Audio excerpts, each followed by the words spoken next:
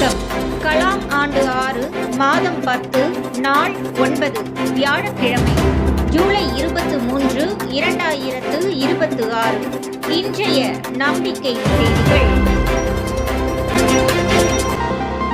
தமது 50வது பிறந்த நாளில் 50வது இரத்த தானத்தை பூர்த்தி செய்து தமது பிறவியை அர்த்தமுள்ளதாக ஆக்கி சமூகத்திற்காக தம்மால் இயன்ற அத்தனையையும் தமது குடும்பத்தினருடன் செய்து வரும் ஸ்ரீபெரும்புதூர் FASS அமைப்பின் நிறுவனர் கார்த்திகேயன் அவர்களுக்கு பிறந்த நாள் வாழ்த்துக்களை தெரிவித்துக் கொண்டு இன்றைய நம்பிக்கை செய்திகள் தொடர்கின்றன.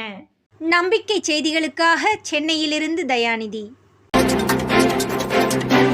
தமிழகம் டாப் 10இல் அரியக்குடி அரசின் மேல்நிலைப்பள்ளி மாணிக்க மாணவர்கள். நல்லூர் வட்டம் சாதனை மாணவர் துறையின் மாநில பொறுப்பாளர் விஷ்ணு, மாணிக்க மாணவர் துறை மாநில பொறுப்பாளர் மனோஜ், மாணிக்க மாணவர் முத்துக்கருப்பன் ஆகியோர் சிவகங்கை மாவட்டம் அரியக்குடி அரசின் மேல்நிலைப் பள்ளியில் 12ஆம் வகுப்பு படித்து வருகின்றனர். இவர்கள் சென்ற ஆண்டு 13 நபர்கள் குழுவாக சிறிய ரக செயற்கைக்கோளினை வெற்றிகரமாக விண்ணில் செலுத்தினர். அப்போது இவர்களுக்கு டாக்டர் மயில்சாமி அண்ணாதுரை அவர்களின் ஆலோசனை பெரும் தாக்கத்தை அளித்தது. வணக்கம், நான் மயில்சாமி அண்ணாதுரை. இன்னைக்கு டெல்லியிலிருந்து பேசுகிறேன். அரியக்குடி மாணவர்கள் அவர்களுடைய பெரும் முயற்சியில் ஒரு சிறிய செயற்கைக்கோள் ஒன்று விண்ணில் அனுப்புவது, அது ஒரு பலூன் மூலியமாக அனுப்புகிறாங்க. அதற்காக பெருமுயற்சி எடுத்திருக்காங்க. மிக மிக நல்லா இருக்குது. நல்லா பண்ணுங்க. கூடிய சீக்கிரம் நானும் வர்றேன். திரு விநாயகம், சென்னை சில்க்ஸ் போன்றவர்கள், அக்னி ஸ்டீல்ஸ் திரு தங்கவேல் அவர்கள், அப்படி நிறைய பேர் இதுக்கு உதவுறதாக எனக்கு தெரியும். இன்னும் உதவுவாங்க. நிறைய செய்யுங்க. அத்தகைய வெற்றியினை தொடர்ந்து இக்குழு தொழில் ரீதியாக இத்துறையை மேலும் விரிவுபடுத்த ஸ்டார்ட் அப் நிறுவனத்தை பதிவு செய்தனர். இதுபோன்ற ஸ்டார்ட் அப் நிறுவனங்களின் சிறந்தவர்களை தேர்வு செய்ய சென்னை கிண்டியில் தொழில் முனைவு மற்றும் புதுமையாக்கல் துறை சார்பாக நடத்தப்பட்ட நிகழ்வில் 1000க்கும் மேற்பட்டோர் கலந்து கொண்டனர். அதில் டாப் 10இல் முதலாவது குழுவாக அழைத்த போது சிறப்பாக தங்களது திட்டத்தை பிரசன்டேஷன் செய்தனர். குறிப்பாக இவர்கள் விண்ணில் செலுத்திய அந்த செயற்கைக்கோள் விவசாயத்தில் தாவரங்களுக்கு ஏற்படும் பூஞ்சை தடுப்பு பற்றிய கண்டுபிடிப்பு ஆகும். நம்பிக்கை செய்திகளுக்காக புதுச்சேரியிலிருந்து ஜூலிதாஸ். அக்னி ஸ்டீல்ஸ் தங்கவேலு ஐயா அவர்கள் கோபிச்செட்டிப்பாளையத்தில் தாம் படித்த வைரவிழா ஆண்கள் மேல்நிலைப் பள்ளியின் கட்டமைப்பு மேம்பாட்டினை பார்வையிட்டார். ஜூலை 22 ஈரோடு மாவட்டம் கோபிச்செட்டிப்பாளையத்தில் தாம் படித்த பள்ளியான வைரவிழா ஆண்கள் மேல்நிலைப் பள்ளியில் வைரவிழா பள்ளிக்கு வருகை தந்து பெரிய அளவில் உருவாகி வரும் கூட்ட அரங்கத்தினை பார்வையிட்டார். அதனைத் தொடர்ந்து தலைமை ஆசிரியர் மற்றும் பள்ளி வளர்ச்சி குழுவினரை சந்தித்து பள்ளியில் லட்சிய ஆசிரியர், மாணிக்க மாணவர், லட்சிய பெற்றோர், திறமை திருவிழா ஆகியவைகளை நடத்துவது பற்றி விளக்கினார். அனைவரும் அதனை மகிழ்ச்சியோடு வரவேற்றனர். அங்கிருந்து அடுத்ததாக தாம் சிறிய வயதில் தங்கி படித்த தியாகி லட்சுமண ஐயர் விடுதிக்கு சென்று அந்த மாணவர்களுடன் கலந்துரையாடினார். சென்ற ஆண்டு தங்கவேலு ஐயா அவர்கள் இந்த லட்சுமண ஐயர் விடுதியை சுமார் 3 கோடி பொருட்செலவில் அனைத்து வசதிகளும் நிறைந்ததாக உருவாக்கி கொடுத்துள்ளார் என்பது குறிப்பிடத்தக்கது.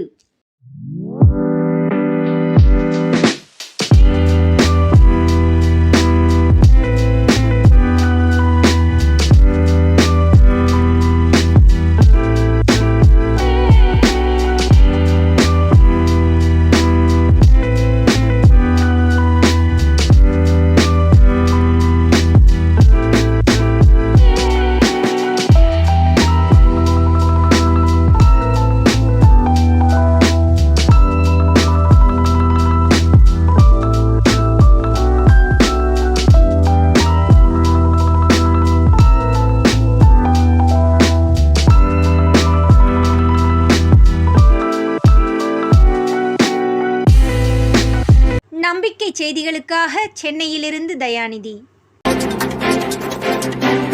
கூகலூரில் சிறப்பு கூடுதல். அக்னி ஸ்டீல்ஸ் தங்கவேலு ஐயா கலந்து கொண்டார். ஈரோடு மாவட்டம் கூகலூர் பேரூராட்சியில் கடந்த 1 ஆண்டாக ஞாயிறுதோறும் மாலை 5 மணிக்கு நல்லூர் வட்டத்தின் வாரக்கூடுதல் தொடர்ந்து நடைபெற்று வருகிறது.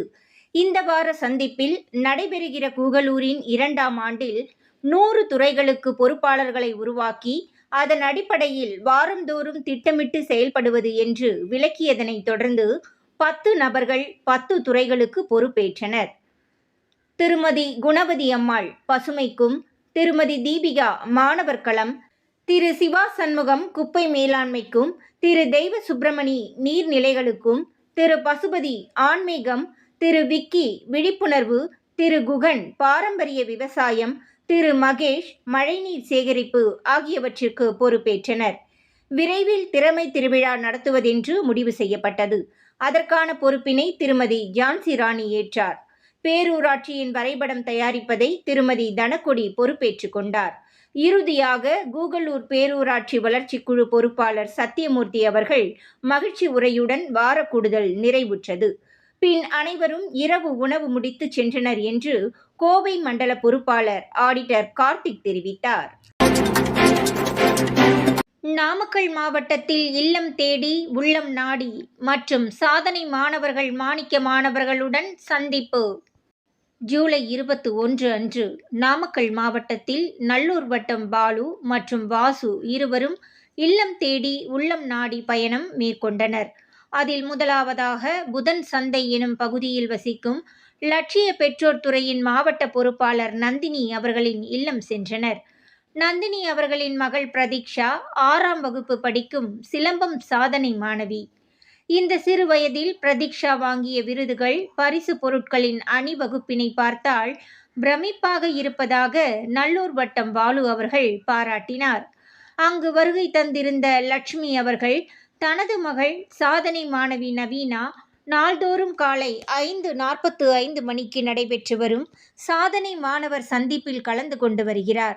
இதில் கலந்து கொள்ள ஆரம்பித்ததில் இருந்து காலையில் எழுந்திருக்கும் பழக்கம் ஏற்பட்டுள்ளது. பேச்சில் பணிவு, அனைத்திலும் ஆர்வத்தோடு ஈடுபடும் பழக்கம், நல்ல தமிழ் வார்த்தைகள் பயன்படுத்துவது போன்றவற்றை கண்கூடாக காண முடிகிறது என்றார். இதனைத் தொடர்ந்து பேசிய நந்தினி அவர்கள் அதிகாலையில் நடைபெறும் மாணவர்களின் இணையவழி கூடுதலினை தொடர்ந்து கவனித்ததன் ஊக்கத்தால் தானும் நல்லூர் வட்டத்துடன் இணைந்து இன்று 4வது துறையான லட்சிய பெற்றோர் துறைக்கு மாவட்ட அளவில் பொறுப்பேற்றுள்ளதாக தெரிவித்தார். அந்நேரம் நந்தினி அவர்களின் இல்லத்திற்கு வந்திருந்த முன்னாள் இராணுவ வீரர் சுப்பிரமணியம் அவர்களிடம் இராணுவத்தில் கடுமையான உடற்பயிற்சி அளிக்கிறார்கள் என்பது தெரிந்த தகவல்தான். அதே போன்று மனதில் நாட்டுப்பற்றை வளர்க்கும் தனிப்பட்ட ஏதாவது பயிற்சி இருக்கிறதா என்று கேட்டதுதான் தாமதம். அடுத்த நொடியே துப்பாக்கியில் இருந்து புல்லட் வருவது போல உடனடியாக வந்த பதில்.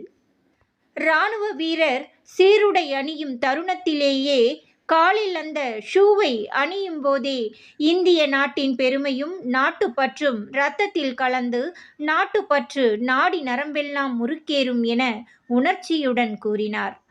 நாட்டுப்பற்றை தனியாக கற்றுக் கொடுப்பதற்கு அவசியமே இல்லை என்று கூறியதை கேட்டபோது தேசமே அவர்களுக்கு முதன்மையானதாக இருப்பதை உணர முடிந்த அதே நேரத்தில் தேச உணர்வை சமூகத்தில் அதே அளவிற்கு ஊட்ட வேண்டியதன் அவசியம் உள்ளதையும் உணர முடிந்தது. இந்த சந்திப்பில் நல்லூர் வட்டத்தின் செம்மை இல்லம் பொறுப்பாளர் தங்கமணி அவர்களும் வந்து கலந்து கொண்டார். நந்தினி அவர்களின் இல்லத்திலிருந்து தினமணி பத்திரிகை நிருபர் அவர்களுடனான சந்திப்பிற்கு நல்லூர் வட்டம் நாமக்கல் மாவட்ட பொறுப்பாளர் வழக்கறிஞர் சிவலீலா ஜோதி ஏற்பாடு செய்திருந்தார். நல்லூர் வட்டம் சமுதாயத்தில் என்ன தாக்கத்தை ஏற்படுத்தி இருக்கிறது என்ற கேள்வியினை கேட்டு அதற்கு பதிலாக சாதாரண மனிதர்கள், இளைஞர்கள், மாணவர்கள், மகளிர் என பலரும் சமூகம் மற்றும் நாட்டிற்கு பொறுப்பேற்க முன் வருகிறார்கள் என்றும், கிராம சபை விழிப்புணர்வு, அரசமைப்பு சாசன முகப்புரையை 1,00,000 மக்கள் படித்து உறுதிமொழி ஏற்றுள்ளார்கள் என்றும், மேலும் இன்று அரசமைப்பு சாசன முகப்புரை அனைத்து பள்ளி பாடங்களிலும் இடம்பெற்றிருப்பதை எடுத்து விளக்கிய போது அனைவரும் அதனை முழுமையாக ஏற்றுக்கொண்டனர். அடுத்து வழக்கறிஞர் குழந்தைவேல் அவர்களின் பண்ணை வீடு. பாரதியின் காணி நிலம் வேண்டும் பராசக்தி என்ற கவிதைக்கு இணங்க இயற்கை சூழலுடன் விவசாய பண்ணைக்கு நடுவில் வீட்டினை கட்டி ஆனந்தமாக வாழ்வதை காண முடிந்தது. அடுத்து ஆழியாறு அறிவு திருக்கோயில் கந்தசாமி ஐயா அவர்களுடன் சந்திப்பு. கந்தசாமி ஐயா அவர்கள் நல்லூர் வட்டம் பற்றி பொறுமையாக கேட்டு மனிதர்களை தன்னலமற்றவர்களாக, சமுதாயத்திற்கானவர்களாக மாற்ற முடியுமா? அப்படி முடியும் என்றால் அது பெரிய சாதனைதான் என்று கூறி பின் இந்த வளாகத்தை நல்லூர் வட்டத்திற்கு எப்போது வேண்டுமானாலும் பயன்படுத்திக் கொள்ளுங்கள் என்றார். அன்றைய தினம் இறுதி சந்திப்பு. சிலம்பம் பயிற்சி மைதானத்தில் சாதனை மாணவர்கள், மாணிக்க மாணவர்கள், மாணவர்களின் பெற்றோர்கள், ஆசிரியர்கள் என அனைவரும் திரளாக கூடியிருந்தனர். அங்கு மாணவர்களிடம் ஏன் படிக்க வேண்டும், என்ன படிக்க வேண்டும் என்பது பற்றி கலந்துரையாடி பின் அது குறித்து விளக்கம் அளிக்கப்பட்டது. பிறகு இரவு 8 மணிக்கு அங்கிருந்து பாலு மற்றும் வாசு இருவரும் விடைபெற்று ஈரோட்டை நோக்கி பயணித்ததாக நாமக்கல் மாவட்ட பொறுப்பாளர் வழக்கறிஞர் சிவலீலா ஜோதி தெரிவித்தார். நம்பிக்கை செய்திகளுக்காக சென்னையிலிருந்து தயாநிதி. கற்றலை மகிழ்ச்சியாக மாற்றிய ஓய்வு பெற்ற டிஜிபி சீமா அகர்வால் அரசு பள்ளியில் ஆசிரியையாக பயணம், பொதுமக்கள் பாராட்டு. சென்னை தமிழ்நாடு தீயணைப்பு மற்றும் மீட்பு பணிகள் துறையின் டிஜிபியாக பணியாற்றி கடந்த ஜூன் மாதம் ஓய்வு பெற்ற IPS அதிகாரி சீமா அகர்வால் தற்போது சென்னை தேனாம்பேட்டையில் உள்ள மாநகராட்சி உயர்நிலைப் பள்ளியில் 6ஆம் மற்றும் 7ஆம் வகுப்பு மாணவர்களுக்கு ஆங்கிலம், கணித பாடங்களை கற்பித்து வருகிறார். மாநகராட்சியின் அனுமதி பெற்று தினமும் காலையில் 2 பாட வேளைகள் தலா 40 நிமிடங்கள் பாடம் நடத்தி வரும் அவர் மாணவர்களுக்கு தேவையான எழுது பொருட்களையும் வழங்கி வருகிறார். பணி ஓய்வுக்கு பின் ஏழை மாணவர்களுக்காக ஒரு அம்மாவாக இருந்து உதவும் நோக்கிலேயே இந்த சேவையை செய்கிறேன். மேலும் கற்றலில் மகிழ்ச்சி என்பதில் மாணவர்கள் எளிதில் புரிந்து படிக்கும் வகையில் ஆங்கிலம், கணித பாடங்கள் நடத்துகிறேன் என்று அவர் தெரிவித்துள்ளார். அதிகாரத்தின் உச்சத்தில் இருந்தபோதிலும் எளிய முறையில் மாணவர்களுக்கு கல்வி கற்பித்து வரும் அவரது இச்சேவையை பலரும் பாராட்டி வருகின்றனர். நம்பிக்கை செய்திகளுக்காக சென்னையிலிருந்து தயாநிதி. இத்துடன் இன்றைய நம்பிக்கை செய்திகள் நிறைவடைந்தன.